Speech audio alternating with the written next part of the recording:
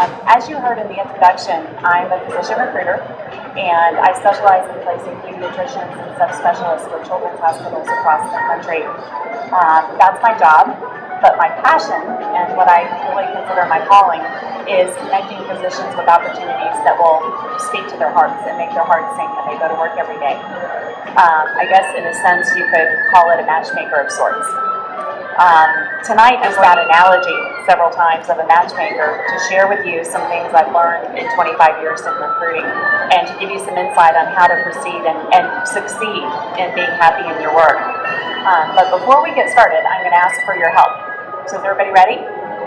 Okay, if you'll close your eyes right where you are and imagine that a friend has set you up on a blind date. This, they promise, is the man or woman of your dreams. Long before you even arrive at your date, you've got a pretty clear picture of what you hope this dream date will look like. Okay, everybody close your eyes. All right? So, if you have a mental picture, what does this person look like? Are they tall? Are they muscular? Are they blonde or brunette? Or maybe a redhead? In your mind's eye, visualize as clearly as you can who this ideal person would be. Okay, you have a picture, open your eyes. Okay, if we're honest, when we think about our ideal mate, it's a wonder we ever meet a person at all that we would consider, right? Because perfection doesn't really exist. However, we might have imagined that we want someone who looks like George Clooney, but is also witty and funny, and rocket scientist smart, and down to earth. Or we want someone rugged and outdoorsy, yet refined and cultured enough to appreciate art or the opera. We want someone who shares our values and our outlook, who is grounded, but also spontaneous and not afraid to take a risk. It's a pretty high unattainable standard, isn't it? And we know that, which is why when we look at our ideals and decide which things on our list we must have and which things we can't live without, in short, we decide to compromise, right? Maybe, instead of an ultra-brainy George Clooney lookalike, we get someone who can hold a decent conversation or who perhaps makes us laugh. Maybe we trade in our hopes for an art lover for someone who doesn't mind cutting the lawn and doing some work around the house. When we're in love, we cut through all the elements that make up a fairy tale and we get to the essence of what really matters, which is connecting on a deeper level with other people. So the same principle really applies to your job search, although you may be thinking I'm crazy right now. It's the principle that makes the most sense. By a show of hands, how many of you have very specific ideas about the kind of environment that you want to work in? Okay. About the types of doctors that you'd like to surround yourselves with? Perhaps personalities that you enjoy working with or you don't want to find in your practice, right? How many of you have very specific ideas, perhaps about even the geography, the city and the state where you might live, right? Now hold that image in your mind, okay? Maybe close your eyes again and start imagining that ideal. Think about how terrific you would feel if you had the type of work with the type of people and serving the population of children that you've trained all these years to serve.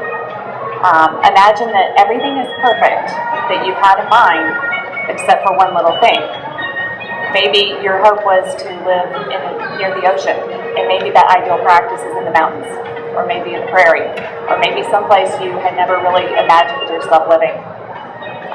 Or maybe your dream is to work in your hometown. Maybe you want to get back to where your family and friends are, and you're hoping to work and surround yourself with people that you have spent all these years being away from. You want to go back home.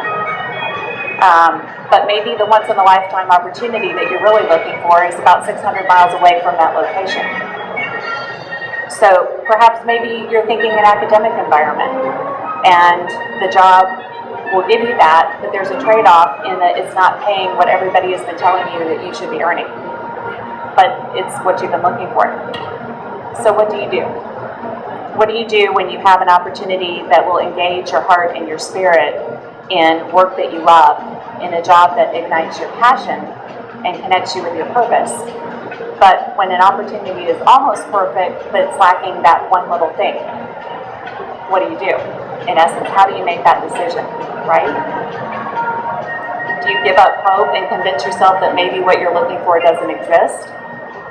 Or do you stay where you are, maybe in a situation that drains you every day rather than energizes you and excites you when you go home, where you don't go home as tired as you were when you woke up in the morning? Do we apply maybe the 80-20 rule and decide that if I get 80% or maybe 75%, is that going to connect and be the job that you were looking for? In my work every day, and in fact all day today, as I was talking with physicians, I often find myself at a crossroads. On the surface, our job is to match doctors with professional opportunities, and there are lots of those. You can look on the job boards, and there are plenty of places that need you. But at its core, I feel like our job is really to find the job or the practice that allows you to wake up every day excited, ready to do what you spent your life training for, which is caring for sick kids, but feeling like it is that opportunity you were searching for. But if there's one thing I've learned in 25 years, it's this. Sometimes the best things in life look absolutely nothing like what we originally imagined that they would. But if we're focused solely on that packaging, we can easily miss opportunities that are the best opportunities out there. And we don't even realize it until much later on. And I hear that every day as well. We do this in friendships, we do it in relationships, and even in our job search. So just to give you a concrete example to go on, recently we placed a board-certified pediatric pulmonologist who had been in practice for over 20 years. He had been through a really stressful situation, a life-altering situation, and he was looking for a new opportunity. In fact, he was really pretty desperate when I first met with him and had dinner with him. Very depressed, feeling down, felt like his life was definitely at a crossroads. In our initial conversation, he mentioned that what he really wanted was an academic practice, and he wanted that to be either near his parents, who happened to live in Michigan, or near his brother, who lived in North Carolina. But over time, as I got to know him and we talked further, what he initially said in our first conversation actually wasn't really truly what was going to make him happy. And it took a lot of time and conversation to draw that out. But as we were analyzing it, what I realized was the practice he was looking for wasn't anything we even currently had. He revealed to me a lot personally about what his dreams had been, probably 10 or 15 years prior. And one of the things he had wanted was to retire in an area where he could help the Native American population. He also shared with me that one of his passions was photography, and he loved being outdoors. And these were things that in the immediate conversation did not come out, because the first conversation was, I want a job in these states. Okay, well, that really wasn't what was going to make him excited. So eventually, what I realized was this poor soul really needed a fresh start. He wanted a new opportunity, and he was looking for a new lease on life. We worked together, and we found opportunities that were in locations that actually were a perfect match for his real needs.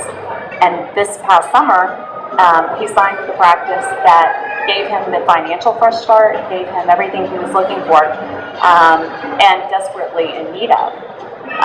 What was more interesting, though, through this process was he also met the love of his life, and he suddenly had a whole new emotional experience, which, as he said, if we had not encouraged him to kind of get outside of his box and look at some opportunities, he walked away feeling as though everything was kind of meant to be, that he wound up in the spot where he should have been, but didn't even know how to describe what it was he was looking for, because it was something in his heart, not really that little brief job description that we typically start off with.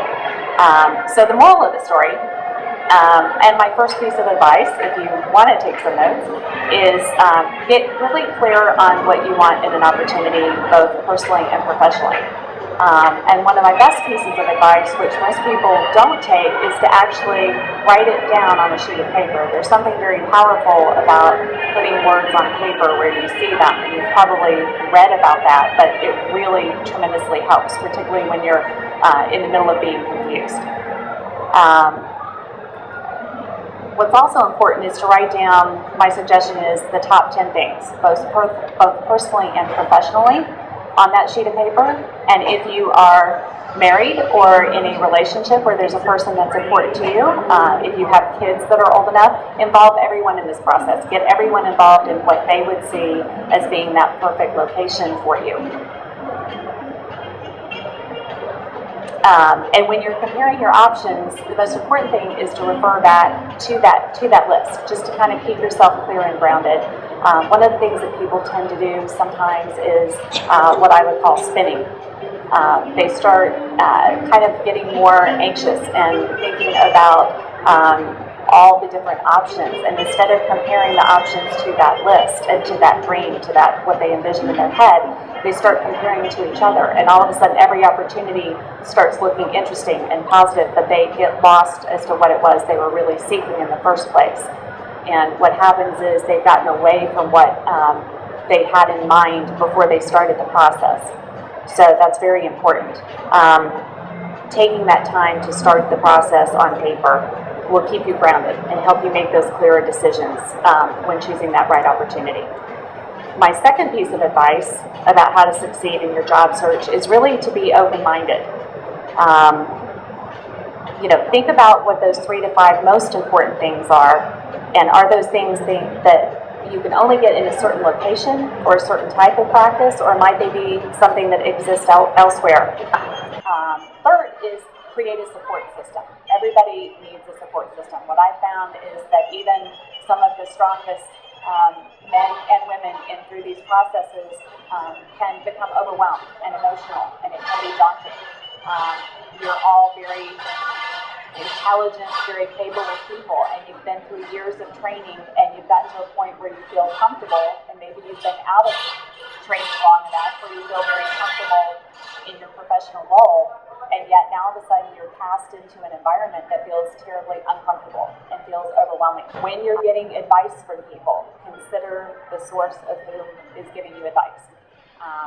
Make sure that person, when you just consider their perspective, their background. I found that we have a tendency to ask friends and family advice when sometimes that person's goal is for you to move back home and live next door, and yet maybe in your heart you're kind of looking to get away. I see some people nodding, yes, which doesn't mean that they don't care about you. In fact, they do, or they wouldn't want you back home, right? But that may not honor what's best for you at this point in your life. So we also tend sometimes to ask people for advice, and I've seen this over and over, who are our friends, and or maybe people who haven't been through the same experience, so they don't relate. Maybe they don't understand the marketplace. Maybe they don't understand that maybe you are a person who loves clinical work, and maybe someone's pushing you into academics, but that's not really what speaks to you. So just think through and get lots of advice and consider who that person is. One example that was recently given to me was a physician who really wanted to get back to her hometown. That was what she wanted. Very sweet, very nice, very kind, and what was most important to her was the location and being near family and friends and those loved ones. In the process, she was getting advice from someone who was very savvy, who was an MBA, who understood marketing, but his core value was winning. And his core value was, you've got to it's like buying a car. You've got to get the best deal. You've got to make sure that you get that best offer. Make sure you've gotten every dime that practice is going to give to you. Well, that was good advice. It wasn't bad advice. It's just not that there's a right or a wrong, but it didn't match with her values. So what happened was he was pushing her towards something that really harmed her in the negotiation with the practice that was the practice she wanted. But sometimes people, the markets can be different in different parts of the country. So if I'm comparing an opportunity in the Northeast with an opportunity in California, or maybe in Texas, or Florida, or the Midwest, just because one person says, well, I just started at one salary, and then they're saying, well, you're foolish if you don't get that same amount of money, they don't necessarily know what those practices are offering. So sometimes you just have to take that into consideration of, do they really know? Have they interviewed in those areas? Do they have the experience? Are they listening to you? Are they listening to what's important to you? And are they someone, at least if you know the example I gave you with the pediatrician who wanted to be close to home, looking at the MBA and saying, hey, this is great advice. Maybe I should just make sure I ask if the best offer's on the table. Maybe I ask, do you pay for relocation or do you offer a signing bonus? But maybe I don't push as hard, as maybe that person would have, because then I'm not suddenly being true to myself. And I'm also negotiating myself out of an offer. I've seen that happen as well, where someone got that feeling and all of a sudden their offer was rescinded. And then suddenly they're in a panic as to why they lost their offer, and they don't really know why, and they really wanted that offer, but somebody told them to negotiate a little harder. Well, maybe that wasn't the right advice for them. So my only advice, not to criticize anyone's family or friends, but just make sure that you're factoring all of those things in and look around and ask for those pieces of advice, but consider the source and make sure it is in alignment and that you take away what you should use from that. And again, compare it to your wish list. Does this stay in line with what you originally, before you started your search, decided was important to you? The next thing is just to trust the process. I think sometimes it's just like the Wizard of Oz comes to mind. It's like you're starting off down the yellow brick road and you're trying to get to Oz, and it's like the fairy tale where we have this vision of where we're trying to go and we want to get there as quickly as possible. And sometimes along the road, there are scary things that jump out and there are things that happen, and all of a sudden we get nervous and anxious and scared. And if we just follow the process and keep going through the process, the right outcome will come. And I saw that happen going back to the pulmonologist that I was working with, where in the middle of the process it seemed to be taking longer than we all thought it should, quite frankly. Sometimes things don't go on the time frame I would like to or think that they should, even after all these years. So in the middle of the process, sometimes we can tend to get nervous and want to make a knee-jerk reaction and decide on something too quickly, or instead of just going with the process and trusting that the right opportunity will present itself, and when it does, you'll know it. Sometimes we get off that and we get a little too nervous and scared. It's like when the flying monkeys come out.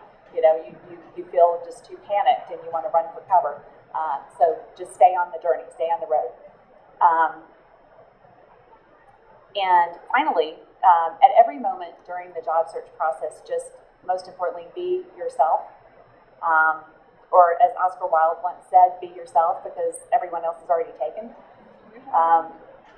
If you've read articles online about job searches, you'll get all kinds of advice on what to wear and how your resume should look and all of those little tips, and those things are important. What you should say in an interview, there is a certain level of professionalism and there's a certain professional protocol, but sometimes we can get so caught up in that we forget to just let ourselves shine through. So when I'm working with physicians and we're preparing before the interview, the most important thing is getting back. I always go back to the very first conversation I had with them and remind them what it was about themselves. Go back to that list. Again, that list is going to be so important to you, but making sure that you keep going back to who you are and be your best self. Don't try to be a personality. I had someone just recently who was interviewing who said, well, I'm an introvert and I don't really interview very well. And I said, well, that's so funny because my first conversation with you were so warm and you were so friendly and you were so personable, and I would never have known. I said, if you will just be that person that I spoke with on the phone, just be yourself. I said, I've gotten to know you. You're lovely, you're charming, you're sweet. You come across very, very well. And her immediate response was, really? I do? And I said, yeah, just remember that. Be yourself and don't worry about all of those things. And bring your CD with you and wear your suit, do those nice things, but just continue to be yourself and think about it like you're getting an opportunity to meet new friends, just like you were meeting someone for coffee. And you're going to enjoy that process. That sometimes we have a tendency to approach the interview process as though it were a blind date and we're meeting that person, but we're going on the coffee date immediately trying to decide if we want to be married to them 20 years from now, and we've jumped so far ahead of the process. The main thing is go on the first interview and think about it like that coffee date where I'm going to go and I'm going to be me, and I'm going to meet them and be interested in them, and I'm going to let them see who I am, and I'm going to just enjoy this day. And then at the end of the day, if I suspend my decision making and I try to take away as much as I can about that practice and those people, take your notes, and then at the end of the day, you look back and you say, okay, what did I like about this? What didn't I like about this? But you don't have to make that decision. Things tend to go so much better. She actually went on the interview, loved the place, wasn't nervous, and I think a lot of it was that preparation and that conversation that we had ahead of time. Walked away with an offer, and she has now accepted. And this is a pediatric orthopedic surgeon coming out of residency. But it helped calm her nerves and put her in the right frame of mind for the interview, and they walked away, everyone loved her, So if you don't feel you're that extrovert and you feel as though sometimes maybe it concerns you that you are maybe a little more shy, just let those best traits of yourself come out. Be yourself. Don't worry about that. One of the things that I hear all the time in my work is that a candidate might look good on paper, but they're not the right fit. And the same thing, with jobs. Jobs look good on paper. They may be the right location, and all of a sudden you go interview, and it seemed like, wow, that was nothing like what I wanted, right? But on paper, it looked like the perfect thing for me. So fit really has something to do with credentials, it has something to do with education, but most importantly, it has a lot to do with the intangibles, the soft skills, like personality or work ethic or outlook on life. And those things can't be measured on paper. So when you're talking to prospective employers, make sure you're being who you authentically are, and don't try to be who you think that they're looking to hire. Just last week, I had an experience with a young friend whose name is Sam, and he was going to a career fair, and he happened to call me because this was the second career fair he had been to. The first one had really not turned out very well. It was about a year ago. He's a junior in college, and he said he went to the first career fair and walked in the door, and immediately, just like walking in this building, said suddenly he felt anxious, he felt uncomfortable. He walked around, he talked to a couple of people that were just the places that he thought he should be talking to. They had the right company names. Talked to them, and then pretty much within an hour went running, fleeing out the building. He was looking for an internship. He had 2 interviews from it and no job offers. So thankfully, Sam's intelligent, and a year later he called me and said, I really don't want that same experience again, and you do this for a living, can you talk to me about this? Well, I spent a lot of time with him on the phone, but we really didn't talk about the things that you read about in articles. We talked a lot about being himself. And my advice to him was that Sam is a very positive, very energetic person. He's the kind of guy who carries sunshine around with him, and he's always upbeat and positive, and has just a great attitude. And I said, that's what people are looking for. So I said, my advice to you is be Sam, be you. And if those people connect with you or don't connect with you, you will find, like the journey down the road, you're going to find those people who do. But just remember all that you have to offer, what you bring to the table, and be Sam. Within an hour of his walking in the building this time, he called me. I looked down at my phone, and I was like, this can't be Sam calling already. And sure enough, it was. And he said, you won't believe this. I already have 3-4 interviews. He said, I'm connecting with everyone, and my friends are running over to me saying, what are you doing? What happened? How are you doing this? He said, of course, I'm not going to tell them because they're my competition. So I just need to get the interviews. So a week afterwards, Sam had 7 interviews. He's being called and flown places, and it was nothing other than just that advice of be Sam. I happened to send him a text, going back to what I said about finding that support system. Right about the time that Sam was, I knew, supposed to be walking in the building, I sent him a text, and I said, go get him, be Sam, smile, and just remember, be yourself. And he came back and said, wow, about that time that those nerves were about setting in, I looked down and your text came in, and that just took a breath, and wiped that away. So if you can have that support system wherever it is and just remember those tips, that will go so much further than just the professionalism of wear your navy blue suit or your black suit and your low heels and bring extra copies of your resume. Those things help, and there are certain tips that help like that, little tidbits that can give you, but they're not the things that really truly win you the job and get you that connection to the position that you've been looking for. So all of us in the room know that the odds are in your favor. You are physicians. There are not enough doctors for opportunities. Granted, sometimes you may want to go one place and there are not openings there right now, but there are lots of jobs across the country for you. So you're not going to find a shortage of work, but in order to maximize the opportunities that are out there and find the work that is your life's work and why you went into medicine and why you decided to be a pediatrician or a subspecialist, the main things I would advise you to do are to just remember the things I talked briefly about. One is get very clear on what you want. Two is be open. Three is trust the process. And four is be yourself. And eventually you will find the opportunity you visualized all along, even if it looks nothing like what you started off today with.